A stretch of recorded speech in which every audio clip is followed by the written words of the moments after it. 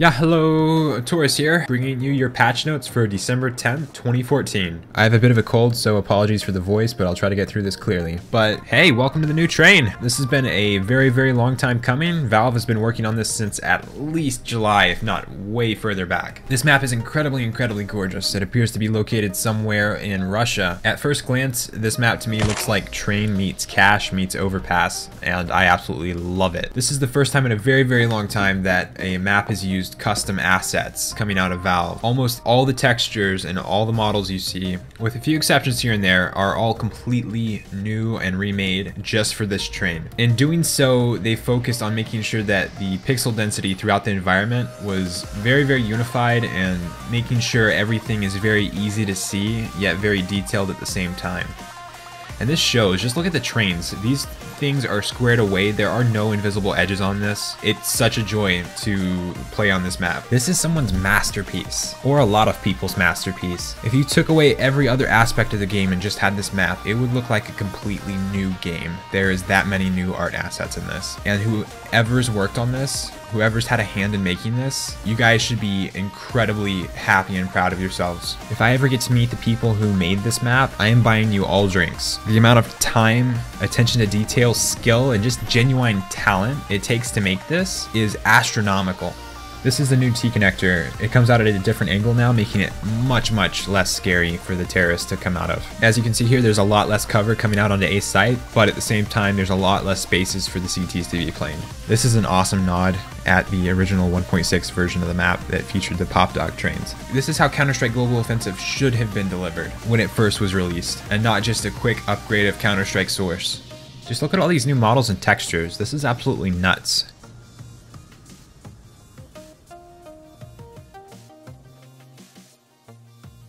Except this radio right here. This is an old radio model that can be found in Counter-Strike Source.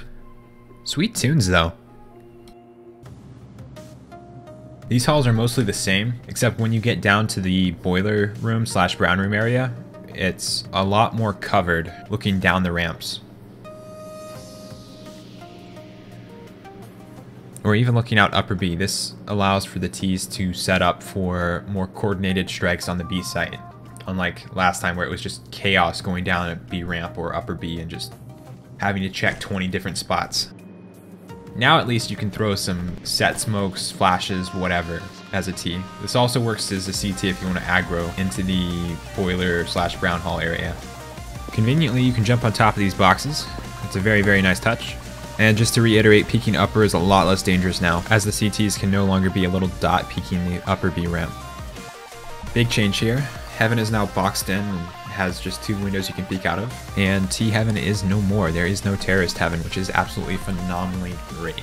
It's an angle I always hated checking on the old train. Moving on to the next huge change this update, the CZ75. This pistol has been changed significantly in many, many ways. The draw time of the weapon has been increased. This is definitely a nerf against oppers who would quickly pull it out in case they miss a shot and have an enemy up in their grill. The mag size has been reduced from 12 to 8. We also now have an extra mag of ammo to carry around as well. Overall, this change specifically doesn't affect this gun that much.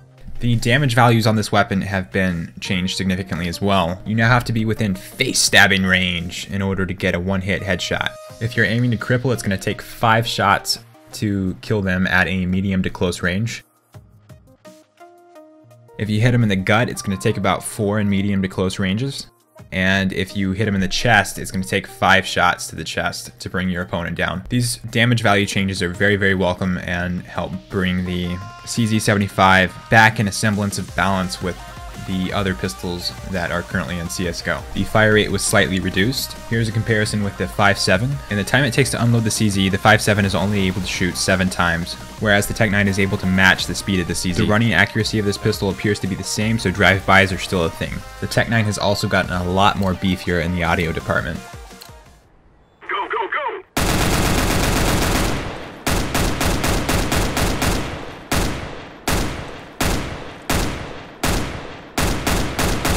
There are also a couple of weapon pricing changes. The M4A1S is now $3,100, bringing this in line with the M4A4. Theoretically, in my mind, this seems like it should balance out just fine. The other price change was on the Deagle. It's been lowered $100 to $700 even. To me, this doesn't seem like it would help that much, but maybe it'll help keep players' economies in line if someone chooses to buy a Deagle on a pistol round. We also get new stickers! And it would appear Valve have changed their tone on allowing branded community items into the game. I'm gonna go over the rest of this update quickly. Valve have fixed the M4A1S muzzle flash showing through smoke, which is amazing. I've been gayed by this so many times. They also fixed a case on community servers where a player would get income after the first round when they should not have. I've run into this once or twice on Civo, so maybe this should fix players being able to get more money than they should on the first and second rounds of the game. Valve have also re-enabled Holiday Cheer, along with re-enabling Christmas gifts. I'm not going to cover that in this video. I'll let you guys find out for yourselves what that means. And hey,